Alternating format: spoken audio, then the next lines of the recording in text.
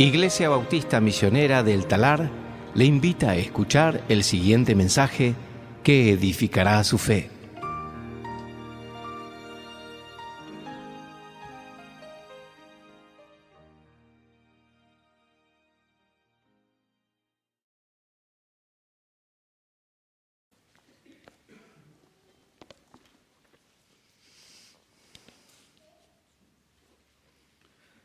Esther capítulo 8 en esta mañana.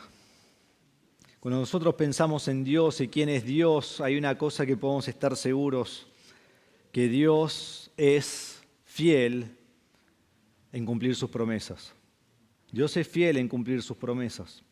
En Números 23, 19 dice, Dios no es hombre para que mienta, ni hijo de hombre para que se arrepienta.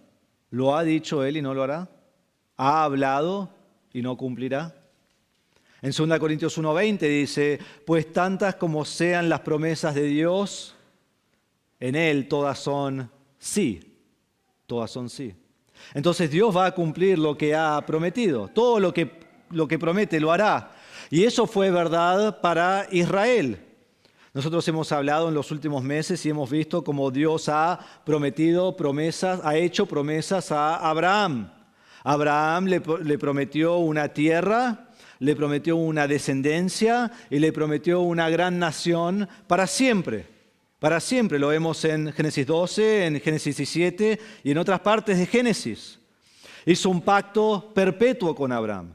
Hizo un pacto sin fin, sin límite, eterno con Abraham. Nadie podría eliminar a Israel, nadie podría matar a Israel, nadie podría exterminar a Israel. Dios no permitiría ni permitirá ni hoy ni mañana que alguien destruya a Israel. Es su pueblo escogido para siempre, para siempre. Pero Dios no solo hizo promesas a Abraham, sino que más adelante en el Antiguo Testamento Dios hace promesas a David. A David le dijo que sobre su trono se sentaría uno mejor que él, uno grandioso, el rey sobre todas las cosas, Cristo mismo. Y eso va a ocurrir. Y el reino de Cristo será infinito y el reino de Cristo será para siempre, será eterno. Un día Cristo se sentará sobre su reino. Y Dios cumplirá sus promesas porque Dios siempre cumplirá sus promesas. Y Dios no abandona nunca a su pueblo. En Salmo 94:14 dice, porque el Señor no abandonará a su pueblo ni desamparará a su heredad. En Romanos 11:1 dice, digo entonces, ¿acaso ha desechado Dios a su pueblo? De ningún modo. Dios nunca dejará a Israel. Si Dios hizo promesas a Israel, Él va a cumplirlas. Tengo una mosca acá que me va a molestar todo el tiempo, porque las moscas hacen su pequeño circuito, ¿no? Así que me está rodeando acá. Y bueno, vamos a tener que seguir adelante con eso, ¿no? Dios ha hecho promesas, nadie puede destruir a Israel. Y el pueblo de Israel, los judíos, tienen que estar seguros de esto.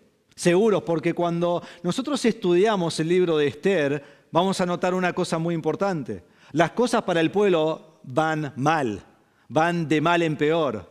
Cada día hay peores noticias y hasta están esperando su muerte. Amán conspiró en contra del pueblo en capítulo 3, promulgó un edicto en nombre del rey para destruir, para matar y para exterminar al pueblo completo. Y el edicto se esparció por todo el imperio, desde donde están ellos en Susa y aún hasta India y después hasta Etiopía, incluyendo aún a Jerusalén. Y el edicto decía que en 11 meses serían destruidos todos los judíos. Todos los judíos. La nación quedaría extinguida, no quedaría ni uno de ellos. Y el pueblo ha reaccionado en capítulo 4 con mucha tristeza. En cada ciudad, en cada pueblo, en cada provincia que llegó el edicto, todos reaccionaron de la misma manera, con gran duelo, con gran ayuno, con llanto y con lamento. Y se acostaban sobre cilicio y ceniza, nos dice la palabra de Dios. Y cuando uno lee todo eso, se pregunta, ¿pero no confiaban en el Señor? ¿No recordaban las promesas de Dios? ¿Qué le pasa a Israel? ¿Por qué actúan así? Pero antes de criticarlos a ellos demasiado duramente, tengo que pensar en mi propia vida. Si hoy me llega una notificación en mi teléfono, ¿no? Y me dice, vos preparate, porque en 11 meses te vamos a matar. A vos, a tu familia y a todos los que vos conoces. Los vamos a matar a todos. O te dicen todos los de descendencia italiana. Quizá vos decís, bueno, zafé, pero para la mayoría no. ¿Cómo responderías a eso? ¿Cómo responderías? ¿Saldrías por la calle descontento, vas a tu vecino, me van a matar a vos? Sí, a mí también, qué bueno, vamos a festejar. No. Ayunaríamos como nunca antes hemos ayunado. Estaríamos de duelo. Pero cuando pensamos en las promesas de Dios, este plan se puede llevar a cabo, este plan puede ser ejecutado, que se extinga todos los judíos. No. Absolutamente no. Dios no va a permitir eso porque Dios hizo promesas eternas a Israel. Y lo que vemos en el pasaje aquí, en capítulo 8 de Esther, es que la mano poderosa de Dios está llevando su plan a cabo de preservar al pueblo judío tal como Él prometió que haría por toda la eternidad. Entonces, cuando miramos este pasaje, vemos que es un día de gran luz, es un día de gran alegría, es un día de gran gozo y de gran gloria. Y tenemos que entender que así como los judíos atravesaron días de gran oscuridad con tremenda incertidumbre, vos y yo vamos a atravesar días de oscuridad con incertidumbre. Es así. Pero no debemos olvidar que al mismo tiempo Dios, en medio de esos momentos de gran oscuridad e incertidumbre, Él está obrando y Él está cumpliendo sus promesas al pueblo judío. Y así como cumple las promesas con el pueblo judío, puedo estar seguro que las cumple conmigo. Todas las promesas que Dios ha hecho conmigo, Él las va a cumplir. Y el cumplimiento de las promesas para Israel lo que hizo es produjo alegría, gozo y gloria. Lo vamos a ver al final del capítulo. Y debo estar seguro que yo tengo que confiar en las promesas de Dios. ¿Vos confías en las promesas de Dios? ¿Vos confías en ellas? Porque sus promesas son fieles. Porque sus promesas no fallan. Porque sus promesas son verdad. Porque sus promesas se llevarán a cabo. Porque sus promesas son sí en Él. Y no tenés que ni siquiera dudar si va a cumplir su promesa.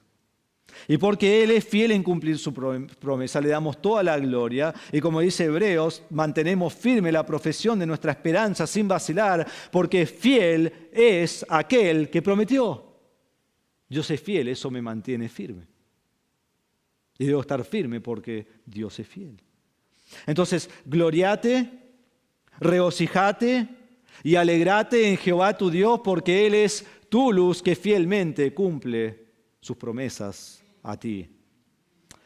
Y lo que es muy lindo es que Dios no solo cumple las promesas, pero ¿cómo cumple la promesa de preservar a los judíos? Y es hermoso ver la gran misericordia de Dios porque la forma en que Él lo hace es por medio de los instrumentos de Él. Por medio de Esther, que es la reina del imperio, y vamos a ver también hoy por medio de Mardoqueo, que es el primero en autoridad bajo el rey. Y por medio de ellos Él cumple sus promesas a Israel. Entonces en capítulo 8 vemos escena número 8, que es la siguiente: luego de la oscuridad, luz y alegría. Luego de la oscuridad, luz y alegría. Vamos a leer versículo 1, solo las primeras palabras. Aquel mismo día. Lo primero que vamos a ver es el ruego de Esther. Y comienza allí en versículo 1 diciendo aquel mismo día. Este fue un día largo. Un día interminable, un día que no llega a su fin. Comenzó durante la noche, la madrugada, en capítulo 6, versículo 1, cuando el rey no podía dormir. Continuó durante el día en el cual Amán tuvo que honrar a Mardoqueo, el hombre a quien él quería matar. Culminó en un banquete en capítulo 7, donde Esther desenmascara a Amán y pide su muerte, o no pidió su muerte, pero lleva a la muerte lo que ella pide. Y se concretó con Amán siendo destruido en la horca que él preparó para su enemigo Mardoqueo, y él muere allí. Es el mismo día, es el final del día, o tiene que ser el final del día. Ha pasado muchísimo en este día. Ha sido un día de muchas emociones, de muchas dificultades y de muchas resoluciones. Imagínate el estado de ánimo, especialmente de Mardoqueo y de Esther después de este día, con tensión, quizás con un poco de ansiedad, no sabiendo qué va a pasar, y después todo va bien, y después, estoy bien. Muchas emociones. Pero el caos ha terminado. Y dice, aquel mismo día, cuando ya todo esto terminó, dice, el rey Asuero dio a la reina Ester la casa de Amán. La casa de Amán. Fue común que si se ejecutaba a un hombre que traicionó al rey, que todas sus posesiones y todas sus cosas volvían al rey. Ahora todo lo de Amán pertenece al rey. Y el rey lo que hace es toma todas las posesiones que le pertenecen y él se lo entrega a Ester, que le entrega todo lo que es de Amán ahora es de Ester. ¿Y quién es este Amán? Por si lo olvidamos, miren lo que hace el autor. Le da a la reina la casa de Amán, enemigo de los judíos. Está muerto Amán ya, pero no te olvides, ¿sí?, que Amán es un enemigo de los judíos. Y todo lo de él, en el mismo día que él muere, el mismo día que lo matan, en ese mismo momento, después de asesinar a Amán, el rey le entrega todo a la reina. Y no solo eso, sino que en ese momento también se presenta Mardoqueo. Dice, y Mardoqueo vino delante del rey porque Ester le había revelado lo que era él para ella. Entonces, el rey ya sabe que Mardoqueo es judío, porque si miramos capítulo 6, versículo 10, 11, por ahí, no me acuerdo, 10, versículo 10, él lo llama Mardoqueo judío. Y ya sabe que Ester es judía por todo lo que ella le reveló en capítulo 7. Pero lo que él no sabe es que ellos están relacionados. Y ahora ella le cuenta esto y le dice quién es él para ella, que él es su tío, y no solo su tío, sino que él es como su padre adoptivo, el que la tomó a ella cuando ella ya no tenía los padres. Y no solo eso, no sé si le contó o no, pero él es también el que le estuvo aconsejando a ella. Todo lo que ella hace es por consejo de su tío Mardoqueo. Entonces ella le cuenta estas cosas al rey aquí en versículo 1. Y cuando leemos versículo 2, lo que vemos es que esto le agradó al rey. No dice eso, pero sus acciones lo demuestran en el próximo versículo. Dice, entonces el rey se quitó el anillo que había recobrado de Amán y se lo dio a Mardoqueo. El rey es como que diga, si Mardoqueo es agradable a ti, Ester, entonces es agradable a mí. Y el rey se quita el anillo de sellar y se lo entrega a Mardoqueo. El anillo que acaba de tomar de Amán, o sea, lo tomó 5 minutos antes, 1 hora antes, y ahora se lo entrega a Mardoqueo. Muy necio el rey. ¿El rey no debería esperar un poco?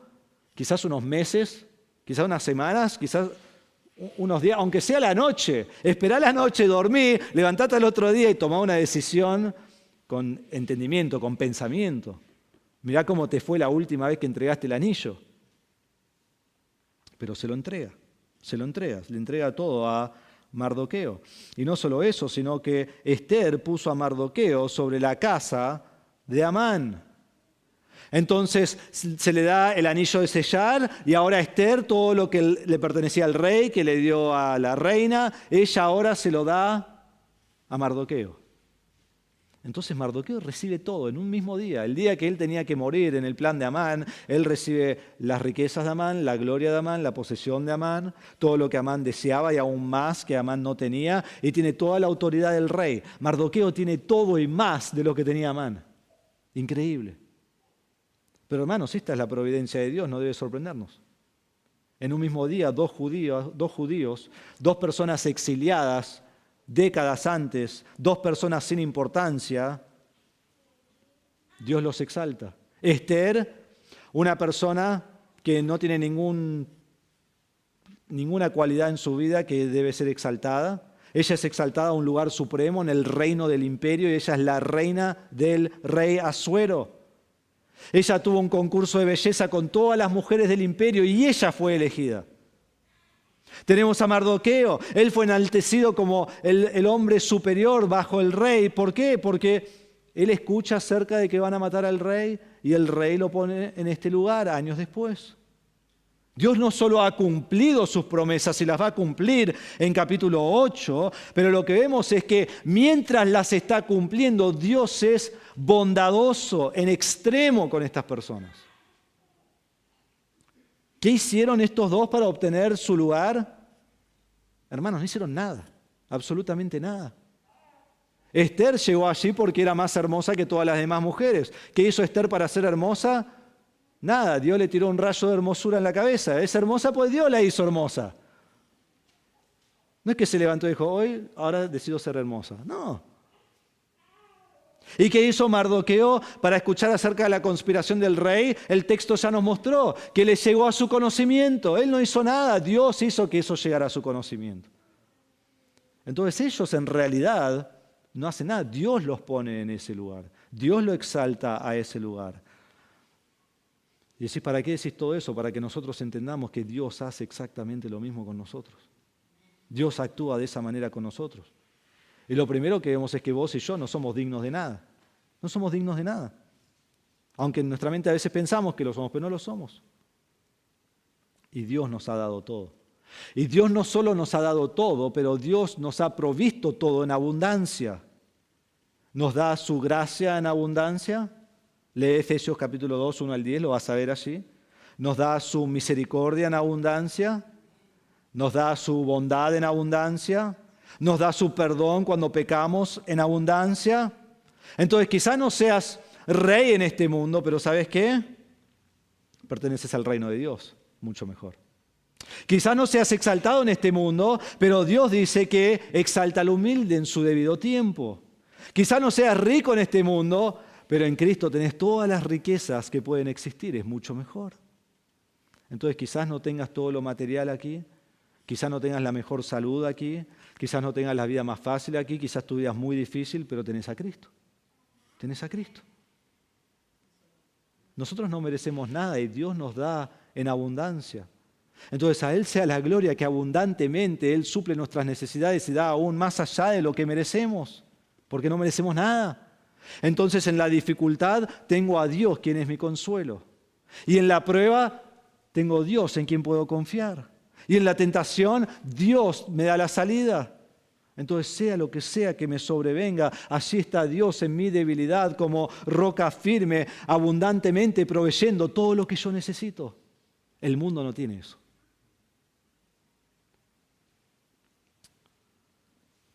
Quizás Dios te dé riquezas en este mundo, quizás Dios te exalte en esta tierra, quizás Dios te ponga rey sobre un imperio. Lo dudo, pero quizás, ¿no? Quizás lo haga. Pero sea la forma que Dios hace que vos abundes, debemos recordar, no merezco nada y Dios me ha dado todo. Y cuando reconozco eso, ¿no produce gozo y alegría en Dios cuando sé que Él me ha dado todo? Y Dios me da más de lo que Él me promete. Él prometió que me daría comida y abrigo. Pero prometer comida es que yo puedo comer lo suficiente para sobrevivir. Pero de vez en cuando nosotros comemos un asado. Eso es más que solo sobrevivir. Eso es, Señor, gracias porque nací y vivo en Argentina, ¿no? Pues puedo comer asado. Dios, ahí está el amén, ese es un amén importante. Dios promete abrigo, pero la mayoría de nosotros tenemos más de un abrigo. Tenemos más de una prenda de ropa. Dios nos da más de lo que necesitamos. Dios provee en abundancia. Y aquí en esta sala yo podría preguntar quién tiene celular. Creo que quizás todos tienen celular. ¿Necesito el celular? Uno dice, sí lo necesito. Sí, pero hace 30 años ni existía el celular. El celular no es una necesidad. Es algo lindo que podemos tener, pero no es una necesidad. Podemos vivir sin celulares, aunque ahora es más difícil que antes. Pero Dios nos lo da. ¿Por qué? Porque Él provee en abundancia. Él provee más de lo que yo necesito. Me dan abundancia. Mi Dios es extremadamente bondadoso. Y aquí vemos estas dos personas. Dios va a cumplir su propósito y mientras lo hace, le está dando a ellos en abundancia, increíblemente. Entonces en versículos 3, 4, 5 y 6 vemos este pedido culminante del libro.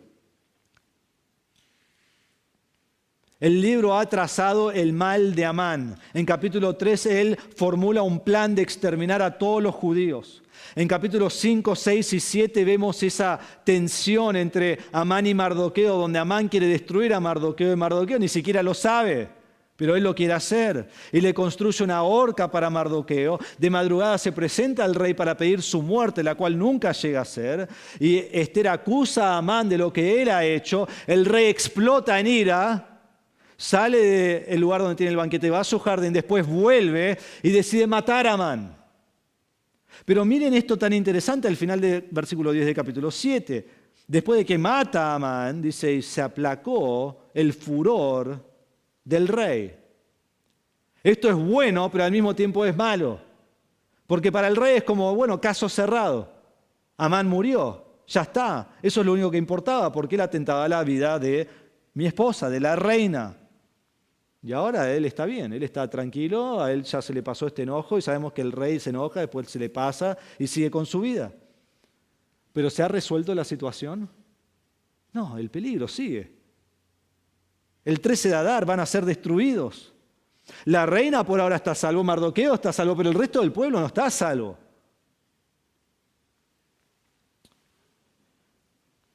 Y entonces la reina se va a presentar ante el rey para hablarle. Es nuevamente hora de que Ester arriesgue su vida por el pueblo. Y lo que necesita hacer la reina es pedirle al rey que revoque un edicto, la cual es imposible porque el rey no puede revocar su propio edicto. Y también tiene que convencerlo a hacer esto sin echarle la culpa a él.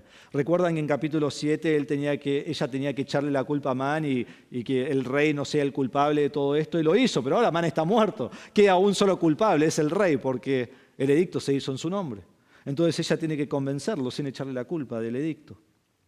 Ahora recuerden, miren en capítulo 7, versículo 3, que en su primer pedido el rey acude a Ester porque su vida estaba en juego. Pero ahora que Amán está muerto y la ira ha sido aplacada, la vida de Ester no está en juego. Lo único que hace el pueblo. Y para el rey que el pueblo viva o muera, es lo mismo. Y ella no va a decir, ay no, rey pobre, el pueblo va a morir. Yo mato un montón de pueblos. Bueno, que los maten. ¿A él qué le importa? Entonces, teniendo eso en mente, miren cómo la reina va delante del rey. Versículo 3, Ester habló de nuevo delante del rey, cayó a sus pies y llorando le imploró que impidiera los propósitos perversos de Amán el agageo y el plan que había tramado contra los judíos. Ella está delante del rey, ella cae ante el rey, ella está llorando ante el rey, ella está casi clamando ante el rey en desesperación, con muchas emociones. Recuerden, estamos todavía en este mismo día y cae ante él, se arrodilla ante él, rogándole, rey, no dejes que esto suceda. Necesitas revocar el plan de Amán, que los judíos no nos den muerte el 13 de Adar. Y entonces en versículo 4 dice, el rey extendió hacia Ester el cetro de oro y Ester se levantó y se puso de pie delante del rey.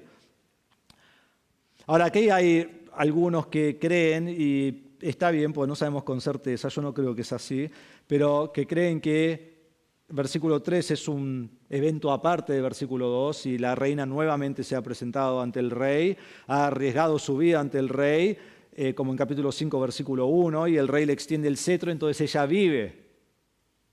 Yo no creo que es así porque versículo 3 está siguiendo el evento de versículo 1 y 2, ella ya está ante el rey, Mardoqueo está ante el rey, nos va a decir en versículo 7, entonces ya están los dos ahí presentados desde versículo 1 y 2, y él le extiende esa gracia y ella ¿qué hace? Se levanta para hablar.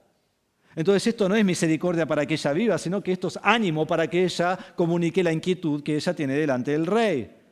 Entonces se levanta y hace esta petición, dice, y dijo, si le place al rey, y si he hallado gracia delante de él, si el asunto le parece bien al rey, y yo soy grata ante sus ojos, que se escriba para revocar las cartas concebidas por Amán, hijo de Amedata, el agageo, las cuales escribió para destruir a los judíos que están en todas las provincias del rey. Ahora, ¿notaron algo familiar ahí en ese pasaje? Miren versículo 7:3. La reina en su segundo banquete respondió al rey y le dijo, si he hallado gracia ante sus ojos, oh rey, si le place al rey. Aquí comienza de la misma manera, si le place al rey y si he hallado gracia ante sus ojos. Pero luego ella agrega dos cosas más. Primero dice, si el asunto le parece bien al rey. Si esto es algo que vos querés hacer, rey. Si es una decisión que vos querés tomar, rey. Y luego dice, y si eso no es suficiente, si yo soy grata ante tus ojos. Y aquí acude a su hermosura. Si yo soy una belleza delante de ti, la cual ella ya sabía que lo era, ¿no? Entonces acude a eso. Y este rey es como cualquier tipo necio, ¿no? Dice, ay, sí, mi amor, sí hago lo que sea. Entonces hace su pedido. Y su pedido es revocar las cartas de Amán. estas cartas que determinan la muerte del pueblo, estas cartas que fueron expandidas por todas las provincias del rey, este edicto que traería el fin del pueblo judío. Y miren cómo hace su pedido, es muy sabia en la manera que lo hace. Esther no pide que se revoque el edicto, Esther no dice tenés que ir en contra de la ley que se estableció. Esther se refiere a esta promulgación como, mírenlo, revocar las cartas concebidas por Amán. Otra vez trae a Amán a la presencia del rey y la forma en que lo dice es, este malvado que concibió estas cosas, vos rey tenés el poder para deshacerte de esto. Haz un edicto que ponga fin a este edicto y revoca lo que él ha hecho o moriremos. Y luego la reina nos muestra en nombre de quién hace este pedido. Y miren lo que hace, es muy interesante. No pide en nombre del pueblo. Dice, porque ¿cómo podría yo ver la calamidad que caería sobre mi pueblo? ¿Cómo podría yo ver la destrucción de mi gente? Ella no le dice, rey, esto estaría mal, no te conviene hacerlo. Hace un bien. No, al rey no le importa eso. La reina no pide misericordia por el pueblo. La reina hace su pedido basado en sí misma. La reina hace su pedido basado en ella. Y decimos, ¡ay, qué egoísta la reina! No, la reina sabía cómo actuaba el rey. Entonces ella dice, me encanta, dice, ¿cómo yo podría ver la calamidad de mi pueblo? ¿Y cómo yo podría ver la destrucción de mi gente? Y entonces el rey piensa, se trata de Esther. No se trata del pueblo, se trata de la tristeza de Esther, la calamidad de Esther. Y entonces el rey responde, versículo 7. Entonces el rey Asuero dijo a la reina Esther y al judío Mardoqueo, miren, he dado a Esther la casa de Amán, y a él lo han colgado en la horca porque extendió su mano contra los judíos. El rey está hablando a Esther, está hablando a Mardoqueo, que están presentados delante de él, y le dice, mira, yo te di todo lo que vos querías. Yo les di todo. Esther, a vos te di toda la casa de Amán, vos se la diste a Mardoqueo yo a vos te di el anillo de sellar, yo he hecho todo lo que yo puedo hacer, pero yo no puedo revocar el edicto. Y si miramos más abajo, en versículo 8 al final dice, el anillo del rey no puede ser revocado, o sea, lo que se selló con el anillo del rey no puede ser revocado. Él le dice, yo no lo puedo hacer, he hecho todo lo que yo he podido hacer por ustedes. Entonces uno dice, ¿cuál es la solución? El rey no puede revocar el edicto que se ha hecho, pero sí puede hacer uno nuevo. Pero si hemos entendido algo hasta aquí acerca del rey, es que el rey no puede tomar una decisión por él solo. El rey no sabe qué edicto tiene que hacer. El rey no puede pensar por sí mismo, siempre tiene sus consejeros que piensan por él. Entonces por eso él dice lo que dice en versículo 8. Dice, ustedes pues escriban acerca de los judíos como les parezca bien. En nombre del rey, séllenlo con el anillo del rey, porque un decreto que está escrito en nombre del rey, sellado con el anillo del rey, no puede ser revocado. Entonces yo no sé qué hay que escribir, pero si ustedes lo quieren escribir, háganlo. Entonces les manda a ellos a escribir este nuevo edicto. Y yo paro acá y me pregunto, el rey no aprendió nada, ¿no? Porque él le había dado el anillo de sellar, se lo dio a Amán, y Amán dijo, destrucción completa de los judíos. Y ahora toma ese anillo y se lo da a ellos y dice, escriban lo que quieran. ¿Estás loco, rey?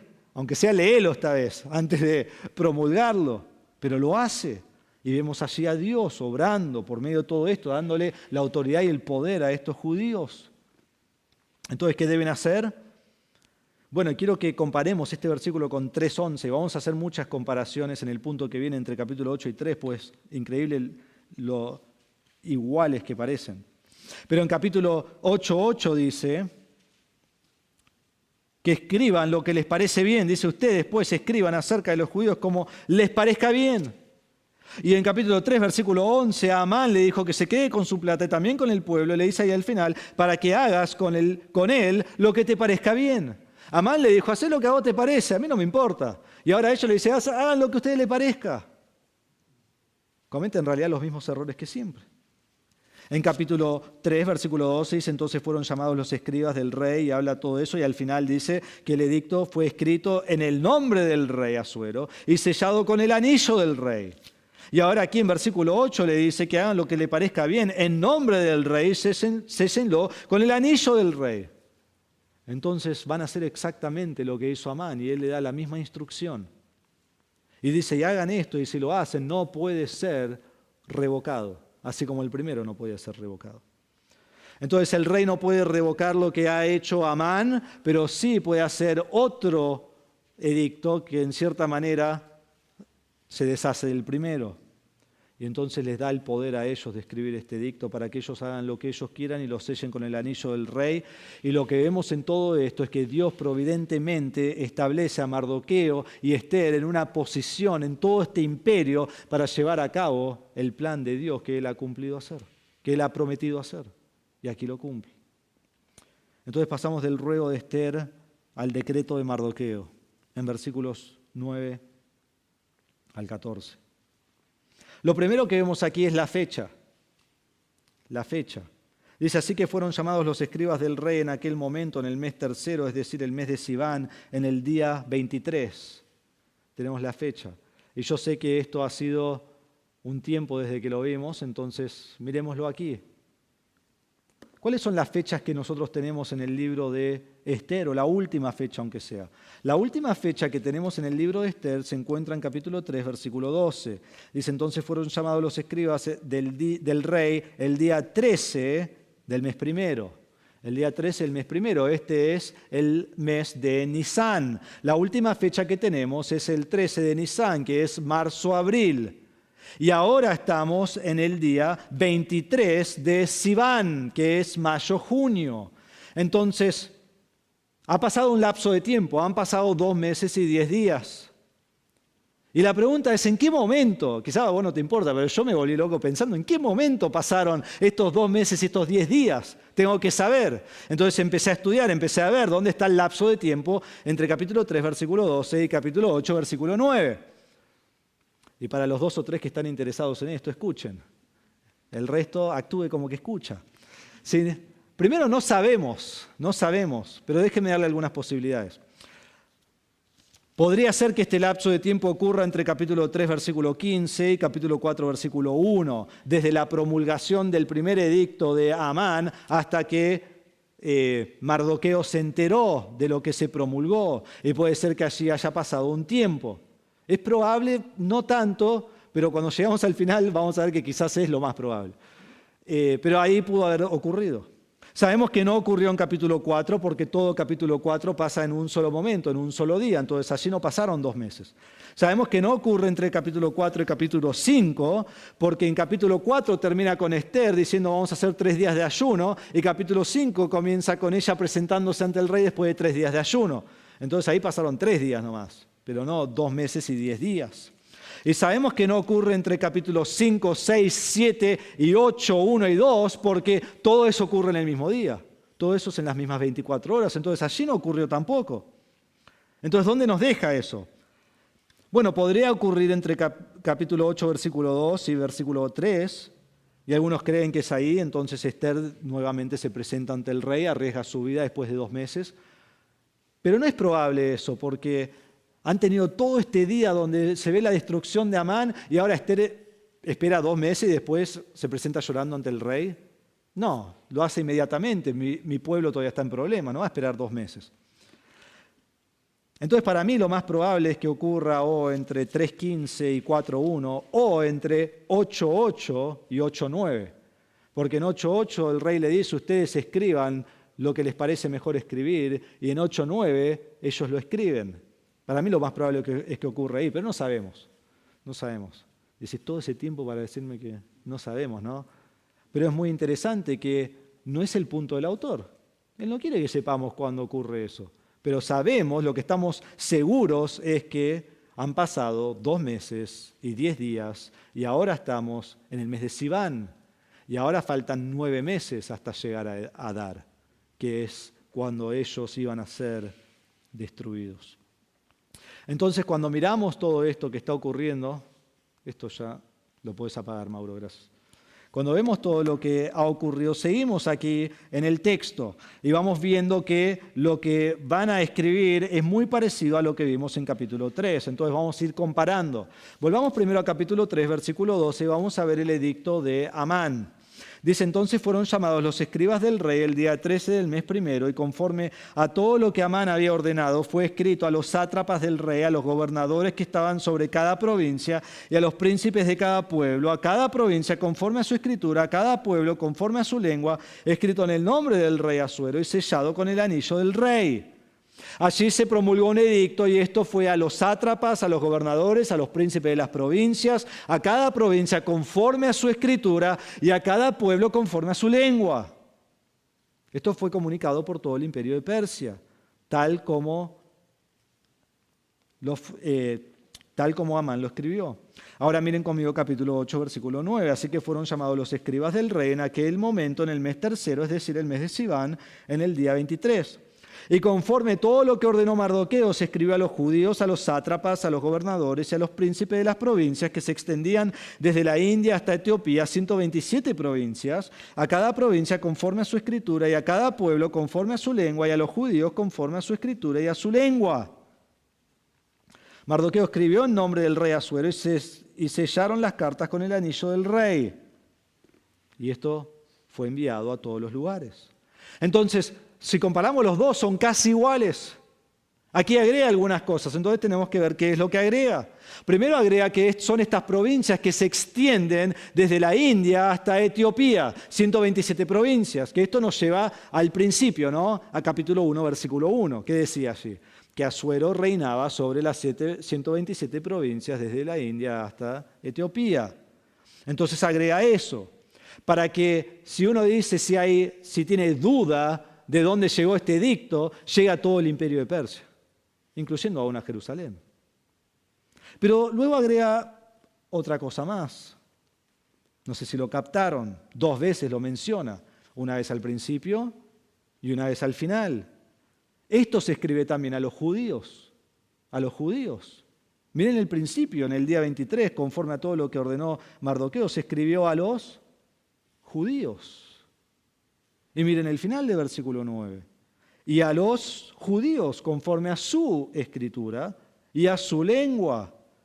Entonces no te molestes en volver al capítulo 3. Los judíos no son mencionados allí.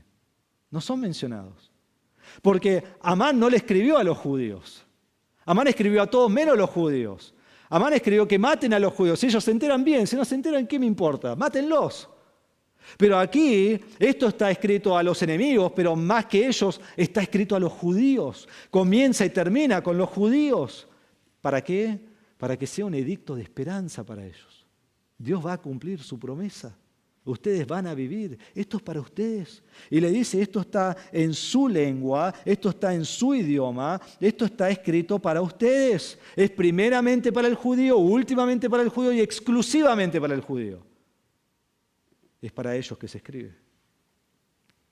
Y después vemos, en versículo 12 de capítulo 3, que esto fue escrito en el nombre del rey Asuero y sellado con el anillo del rey. Y en versículo 8-10 dice, y Mardoqueo escribió en nombre del rey Asuero y se sellaron las cartas con el anillo del rey. Entonces todo el proceder es exactamente lo mismo. Pero después cambia algo también. Cambia algo. En versículo 3:13 se enviaron cartas por medio de los correos a todas las provincias. Este es el correo normal. Aquí tenemos el correo argentino, ¿sí? Es el correo común y corriente. Quizás llega, quizás no. Pero en versículo 10 de capítulo 8 dice, y se enviaron por medio de correos a caballo que montaban en corceles engendrados por caballos reales. Y como yo trabajé ahí, este es el correo de FedEx, ¿sí? Ese es el correo que vemos acá, el mejor correo. Acá vemos caballos engendrados de caballos reales. Estos son los mejores que hay. Y decís, es una casualidad. No, el autor lo pone acá por una razón. Y entonces vemos estas diferencias y vemos cómo está saliendo este decreto. Entonces tenemos la escritura del decreto en versículos 11 al 14.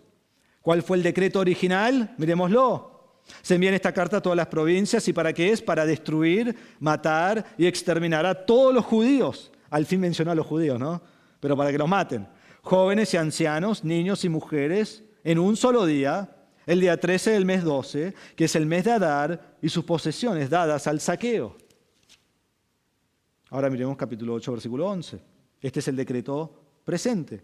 En ellas el rey concedía a los judíos que estaban en cada ciudad el derecho de reunirse, de defender su vida, de destruir y de matar y de exterminar al ejército de cualquier pueblo o provincia que los atacara, incluso a niños y mujeres, y de saquear sus bienes. ¿Cuál era el original? El de Amán, que los destruyeran a los judíos, que los mataran, que los exterminaran el 13 de Adar y que tomaran todos sus bienes. Y como es este decreto, es casi lo mismo. Pero hay unas diferencias extremadamente importantes. Primero que nada, este decreto es para los judíos. Y ellos también pueden destruir y matar y exterminar. Y ellos también pueden matar niños y mujeres. Y ellos también pueden saquear bienes, aunque es muy interesante que no saquean bienes. Miren conmigo, capítulo 9, un avance la semana que viene. Al final del versículo 10. Pero no echaron mano a sus bienes. Miren versículo 16, el final. Pero no echaron mano a sus bienes. Aunque podían, no lo hicieron. Pero el decreto es que pueden exterminar, matar y destruir. Y el decreto es para el mismo día, el 13 de Adar. Pero incluye dos cosas adicionales que son muy importantes. Pues ya uno dice, Dios está decretando por todos lados que maten. Miren lo que dice. Al principio dice que estaban en cada ciudad el derecho de reunirse y defender su vida. Defender su vida. Y al final dice que de destruir, matar y exterminar al ejército de cualquier pueblo o provincia que los atacara.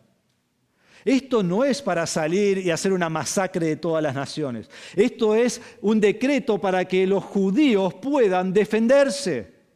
Es defensa propia. Si a vos te van a atacar, vos tenés el permiso de matarlos, porque te quieren matar a vos. Y entonces es una defensa personal que da este decreto para los judíos. Y es exactamente lo que va a pasar en capítulo 9, porque los van a querer matar y terminan muriendo los que lo quieren matar. Entonces vemos esta promulgación. En versículo 12 dice, en un mismo día, todas las provincias del rey Asuero, el día 13 del mes 12, es decir, el mes de Adar, que ya lo dije, pero ahí lo vemos, que esto es para el mismo día, va a haber una guerra civil en este día en el imperio. Versículo 13 dice, una copia del edicto que había de promulgarse como ley en cada provincia fue publicado a todos los pueblos para que los judíos estuvieran listos para ese día a fin de vengarse de sus enemigos. Y tendría que haber leído esto antes, miren 3.14. La copia del edicto que sería promulgada ley en cada provincia fue publicada a todos los pueblos para que estuvieran preparados para ese día. Amán dijo, prepárense porque ese día los vamos a matar a todos. Y Mardoqueo dice, prepárense porque cuando vienen a matarnos nos podemos vengar de eso.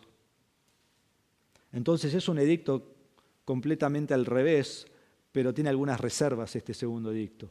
Vos podés defenderte, pero vos no tenés autoridad para salir a matarlos. Podés defender tu vida. Ahora, cuando leo todo esto, la pregunta que me vino a mí a la mente es, ¿qué habrá pensado la gente, no? Ahora, vos no vivís en Susa. Vos tenés esos rumores de que el rey está loco y vos vivís en otra provincia bien lejos. Si esto está pasando en Buenos Aires, vos vivís en Salta. Vos estás bien lejos. Y te llega un edicto y te dice, vas a matar a todos los judíos, vas a saquear sus bienes. Y vos tenés un judío que vive ahí enfrente tuyo y estás como, ese tiene una tele de 100 pulgadas. Lo mato y me quedo con la tele, ¿no? Y entonces me voy preparando y ya tengo todo preparado, salgo a comprar armas, tengo todo lo que yo necesito, lo voy a fulminar. La ley me avala. Y por 2 meses me preparé. Y mientras tengo todo preparado, ahí estoy limpiando mi escopeta, ahí pasándole un trapito, me llega otro edicto. Dice, si vos lo vas a atacar, él te puede tirar una granada. O sea, no habían estas cosas antes, ¿no? Pero, ¿qué está haciendo el rey? El rey es esquizofrénico, el rey tiene problemas, necesita ir a un psicólogo del año... O sea, ¿qué necesita? ¿Está loco? Confusión. Pero había algo que no era confuso. No toques al judío. O vos tocas al judío y vos vas a morir.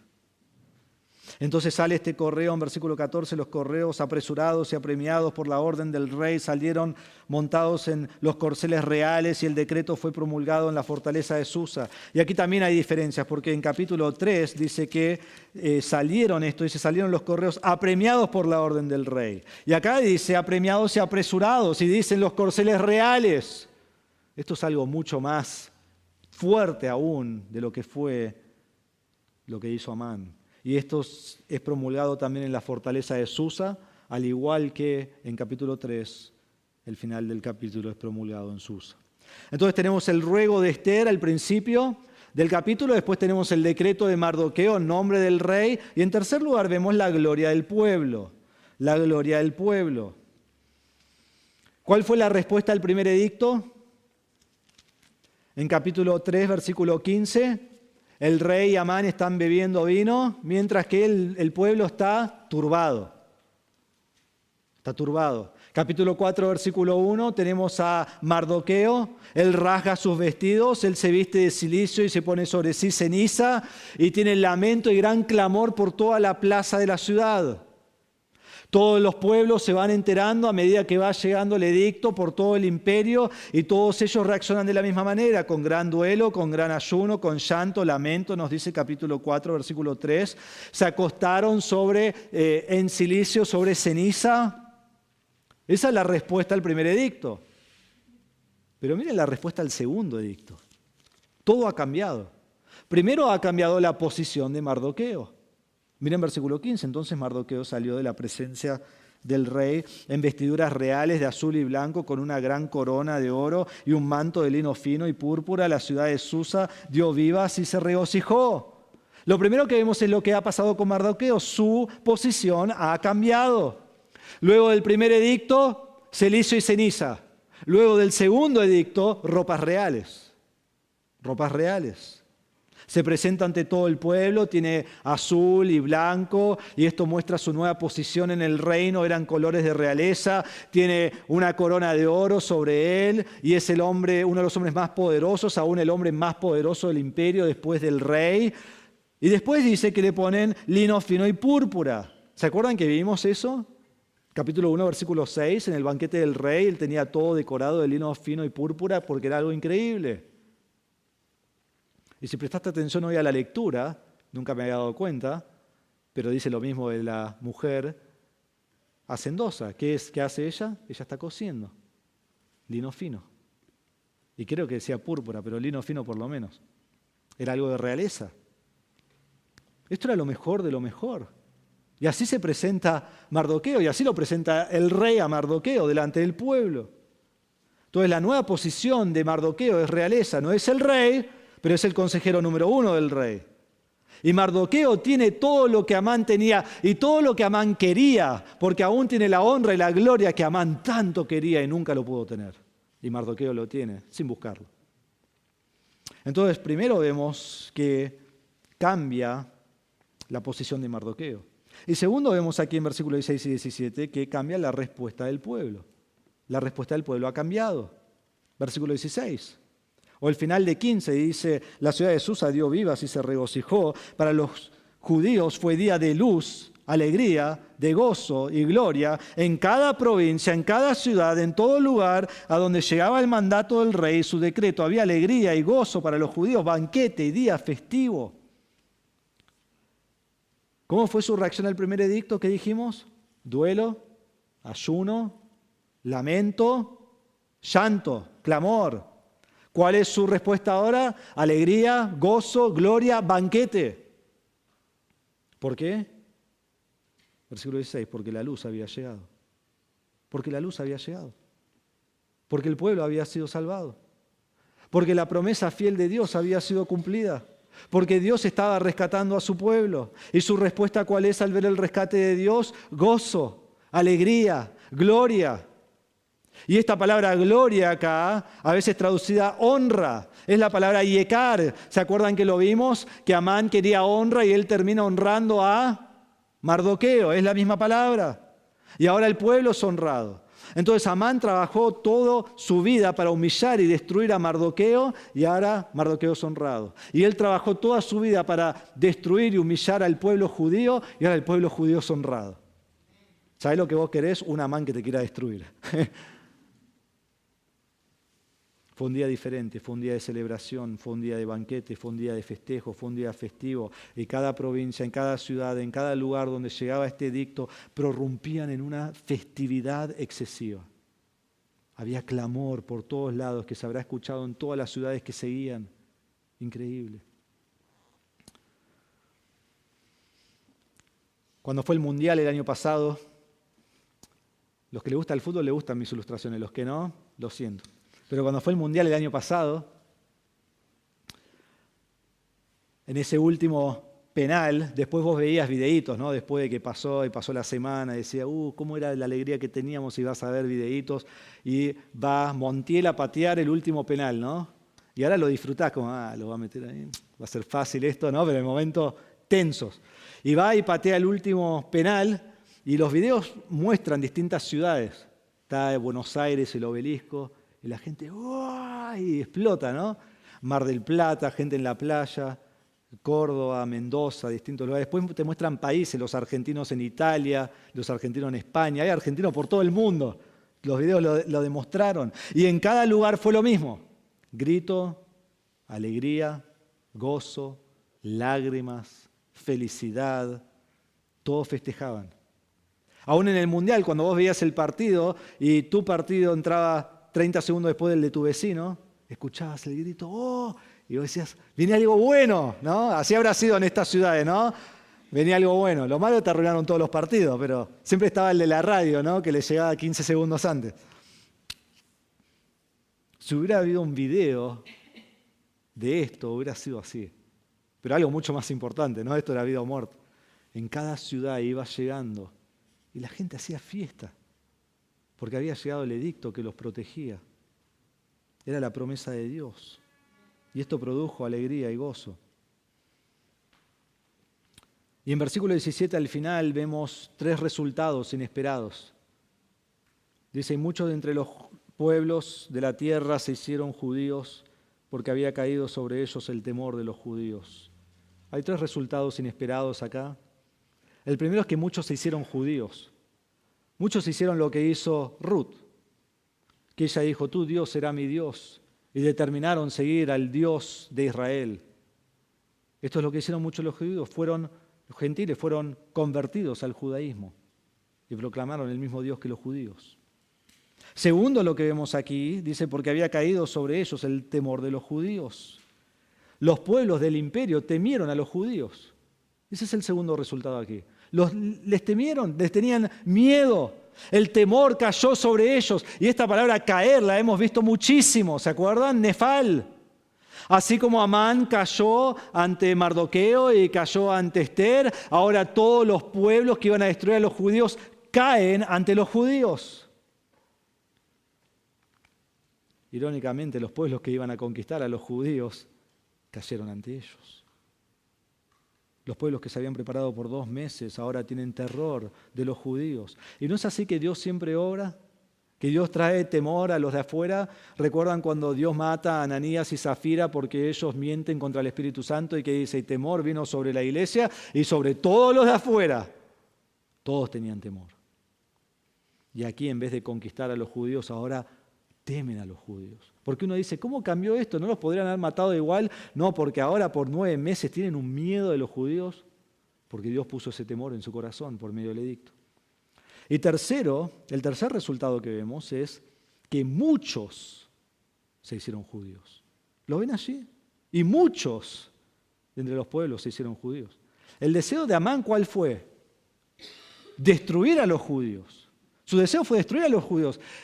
Pero irónicamente, el número de los judíos aumentó.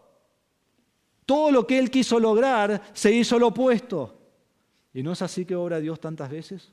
¿Usa el mal para lograr su voluntad? En Hechos azotaban y asesinaban y se deshacían de creyentes. ¿Y qué pasaba? Más gente era salva, de a miles, eran salvos. Pablo va en sus viajes misioneros, lo apedrean, lo azotan, lo quieren destruir y la gente es salva. Y Dios usa esta persecución para lograr su voluntad. Entonces, hermanos, debemos gloriarnos, gozarnos y alegrarnos en Jehová, porque Él cumplirá sus promesas a nosotros. Dios hizo promesas a Israel y en el tiempo más oscuro de sus días, donde parecía que el fin había llegado, donde parecía que Dios los había abandonado, Dios cumplió su promesa a su pueblo y lo libró del enemigo. Y vamos a ver esa libertad la semana que viene en capítulos 9 y 10. Esto produjo regocijo, esto produjo gloria, esto produjo gozo. Pero quizás yo miro todo este pasaje y digo, me alegro que ellos se regocijaron. Me alegro que les fue tan bien a ellos, qué lindo eso. Pero ¿qué tiene que ver conmigo? Yo no soy judío, ni conozco a un judío. ¿Cómo podría regocijarme yo en mi situación? La situación de ellos fue resuelta, pero la mía nunca es resuelta. Y yo vivo todos los días y mi resolución no ha venido. Dios no ha resuelto mi situación. Y yo quiero tener gozo como ellos. Y yo quiero tener alegría como ellos. Y yo me quiero gloriar en Dios como ellos. Pero yo no puedo. Porque sigo en el problema que estoy. Te hago esta pregunta. Hoy, como creyente, ¿podés alegrarte, regocijarte y gloriarte en el Señor? Y no es una pregunta de sí o no, es una pregunta retórica. Sí. Puedo y sí debo. Las dos cosas. Porque Dios sigue siendo fiel a sus promesas.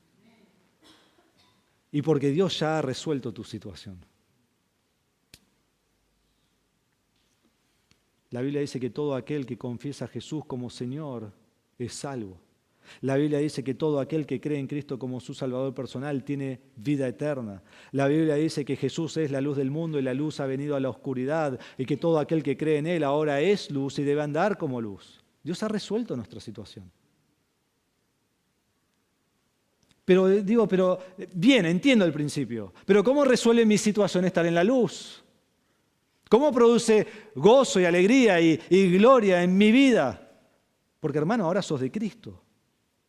Y en Cristo tenés la victoria. Y en Cristo tenés la roca fiel. Y en Cristo tenés gozo y paz y confianza y alegría y gloria. Y en Cristo cuando pecás, Dios te perdona. Dios te limpia. Y en Cristo cuando vos estás triste y cuando la depresión te abruma, tenés esperanza. Hermanos, si Dios entregó a su Hijo Jesucristo por ti y por tu salvación, ¿no te daría también todas las cosas? ¿Podés ser separado de Cristo? No. ¿Podés ser condenado por tu pecado? No. ¿Algo te puede separar del amor de Jesús? Absolutamente nada. Tu situación está resuelta. ¿Crees esto? En tu tristeza, agonía, clamor, lamento, duelo que tenemos, Cristo es tu esperanza, Cristo es tu luz. Dios es tu consuelo en tus dificultades y tus presiones y tus pruebas que sobrepasan entendimiento, que no puedes llegar a entender por qué están sucediendo. En esos momentos Dios te inunda de misericordia, de gracia, de bondad, de amor y de consuelo. Y esto produce alegría, gozo, gloria. Estas cualidades, estas características en nuestra vida no son producidas por algo que yo hago en mí mismo, no es producida por alguien que está en el mundo, no puede tener estas cosas. Son producidas por entendimiento de la palabra, estudio de la palabra, crecimiento en la palabra y aplicación de la palabra. Y a medida que voy estudiando la palabra y aplicando la palabra, Dios va transformando mi mente y mi situación, por más fea que sea, Dios produce gozo, alegría, gloria. Entonces, si crees esto, no importa el problema que tenés, vas a tener estas características. Pero vamos un paso más. Decís, pero pastor, yo lucho con la tentación y caigo en pecado. ¿Y dónde está Dios que me tiene que prometer que yo no caiga en pecado? Bueno, gracias por decirlo. 1 Corintios 10:13. No les ha sobrevenido ninguna tentación que no sea común a los hombres. Fiel es Dios, que no permitirá que ustedes sean tentados más allá de lo que pueden soportar, sino que con la tentación proveerá también la vía de escape a fin de que puedan resistirla. Vos tenés una tentación y Dios sabe que vos resistís hasta acá. Entonces Dios permite una tentación hasta acá, pero no lo va a superar. Vos solo caés porque no te afirmás en el Señor. Dios te da la promesa que vos podés ser fiel en la tentación. Sí, pero pastor, yo lucho con la ansiedad y estoy siempre afanoso y estoy preocupado y no puedo dormir de noche y ahora tengo que ir a tomar pastillas para que pueda dormir, para esto, para lo otro. La pastilla no te va a ayudar en nada. Tu problema está acá. Efesios 4, 6 y 7. Por nada estén afanosos, antes bien en todo, mediante oración y súplica, con acción de gracias, sean dadas a conocer sus peticiones delante de Dios. ¿Y sabés qué ocurre cuando haces eso continuamente? Dice, la paz de Dios, que sobrepasa todo entendimiento, guardará sus corazones y sus mentes en Cristo Jesús. Pero pastor, yo lucho con la tristeza de corazón y he tenido grandes pruebas y no tengo consuelo nunca en todo lo que me pasa. Bueno, 2 Corintios 1:3, bendito sea el Dios y Padre nuestro Señor Jesucristo, Padre de misericordias y Dios de toda consolación, el cual nos consuela en todas nuestras tribulaciones. ¿En cuántas? Todas. Pero pastor, yo lucho con la depresión. Ni puedo escucharte ahora porque estoy tan deprimido. Salmo 9, 9 y 10, el Señor será también baluarte para el oprimido, baluarte en tiempos de angustia. En ti pondrán su confianza los que conocen tu nombre, porque tú, oh Señor, no abandonas a los que te buscan. Así está Dios. Pero pastor, a mí me pasan todas estas cosas y yo no puedo perdonar a otros, a mis hermanos, a familiares, a nadie. No puedo perdonarlos porque son tan malos y me han hecho tantas cosas. Bueno, vos no te preocupes porque Dios dice perdonándose unos a otros, así como también Dios te perdonó en Cristo. ¿Sos perdonado? Puedes perdonar. Pero pastor, tengo tantas pruebas y nadie puede entender lo que me pasa a mí. En Hebreos 2:18, y esta palabra que dice tentado es la palabra perismos, creo que era en griego, que significa tentado o prueba. Se puede traducir las dos maneras, dice así. Hebreos 2:18. Pues por cuanto Él mismo, hablando de Jesucristo, fue tentado en el sufrimiento, es poderoso para socorrer a los que son tentados. Hebreos 4:15, porque no tenemos un sumo sacerdote que no pueda compadecerse de nuestras flaquezas, sino uno que ha sido tentado en todo como nosotros, pero sin pecado. ¿Nadie entiende? Sí, Cristo entiende. Y vos estás en Cristo. Él te puede socorrer. Y si, pastor, todo eso es buenísimo, bueno, lo entiendo, pero yo tengo una enfermedad terminal. Dame gozo ahí. ¿Dónde encuentro mi gozo? Hermano, ahí viene el gozo mayor. Porque para mí el vivir es Cristo y el morir es ganancia. Vos te morís, vos estás más contento que el resto, porque vos estás con el Señor. La clave y respuesta a nuestras luchas no es buscar alegría y gozo y gloria. No, la clave es buscar a Dios. Buscar a Dios, buscar a Cristo. Y cuando yo estoy más en la palabra y más busco a Cristo y más busco a Dios y más amo a Dios, Él produce eso en mi vida. Entonces, si estoy en Cristo, no es que ya no habrá dificultades, eso es mentira. Va a haber dificultades, va a haber muchas y quizás hay más. ¿Vos pensás que para Pablo hubo más o menos dificultades después de ser salvo? Más. Los mataron a los discípulos. Quizás hay más, pero en Cristo tendrás alegría abundante. En Cristo tendrás gozo profundo. En Cristo podrás gloriarte hoy y para siempre. Como dice Colosenses 1:27, Cristo en ustedes es la esperanza de gloria. Como dice 1 Corintios 1:30 y 31, en Cristo Jesús, el que habla de todo lo que Él ha hecho, después dice el que se gloríe en el Señor. Entonces, gloriate, alegrate y regocijate en Jehová, porque Él fielmente cumple con sus promesas. Pero quizás vos estás aquí en esta mañana, vos no estás en la luz. Hay otra promesa para aquellos que rechazan a Cristo. No es una promesa linda, pero es una promesa. Una promesa sin esperanza. Y si vos no estás en Cristo y vos no conocés a Cristo, vos estás en un estado de emergencia. Y vos debes temer como temían los gentiles de los judíos. Vos debes temer porque tu fin viene y no sabes cuándo es. Y vos no sabés qué pasará, pero yo sé lo que pasará. Y la Biblia te dice lo que pasará. Y si vos te morís sin Cristo, por más alegría y gloria y gozo que hayas buscado en este mundo, tu fin es ruina. Tu fin es el infierno. Tu fin es separado de Cristo para siempre. Y decís, gracias, pastor, vine acá para que me digas eso. No, te digo eso para después darte las mejores noticias. Porque hay otra promesa que hemos visto, que Cristo, quien es la luz del mundo, quien es Dios mismo, vino a este mundo a morir en la cruz por tu pecado. Y la Biblia dice que todo aquel que se arrepiente y cree en Cristo como Salvador, Él tiene una promesa y ella tiene una promesa mucho mejor. Y eso es la vida eterna. Entonces no importa lo que pase en este mundo porque es pasajero. Lo que importa es que tengo la promesa, la certeza y la esperanza de que un día estaré en el cielo con el Señor. Y esa es la resolución a toda mi vida. Entonces gloriate, alegrate y regocijate en Jehová, porque Él fielmente cumplirá sus promesas a ti. Vamos a orar. Padre nuestro, te damos gracias por tu palabra en esta mañana. Qué increíble, Señor, poder meditar en estos principios, meditar en lo grande que tú eres, meditar en la increíble bondad que muestras a nosotros, tu gracia, tu misericordia, tu plan predeterminado desde antes de la fundación del mundo y que nos das estas promesas a nosotros que no lo merecemos. Y no solo eso, pero tú nos has dado por medio de tu palabra la respuesta a todo lo que nosotros luchamos y las dificultades que tenemos. Y aunque hay momentos de tristeza y dificultad, podemos tener gozo y alegría y gloria porque estamos en Cristo y en la palabra tenemos la respuesta a todas esas cosas. Aún así demuestras tu abundante gracia y misericordia. Te damos gracias, Señor, por las promesas que tú nos has hecho y que podemos confiar en ellas, de que tú las cumplirás todas, tal como has prometido. Y nos vamos de aquí con tanta esperanza. Y ya vemos nuestros problemas de otra manera, y vemos nuestras tentaciones de otra manera, y vemos las cosas que nos hacen mal de otra manera, porque este mundo y esta vida es pasajera, pero ya todo está resuelto. Un día estaré en el cielo con el Señor para siempre. Qué hermoso. Y entonces veo todo lo que me ocurre en la vida a la luz de la esperanza que tengo en Cristo.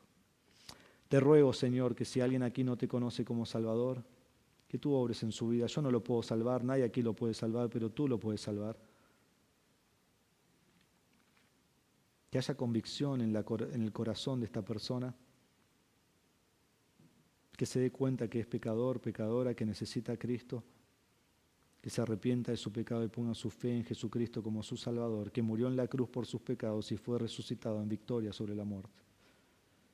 Y entonces tendrá esta gran promesa de la vida eterna y vivirá con esta esperanza, sabiendo que un día estará contigo en el cielo.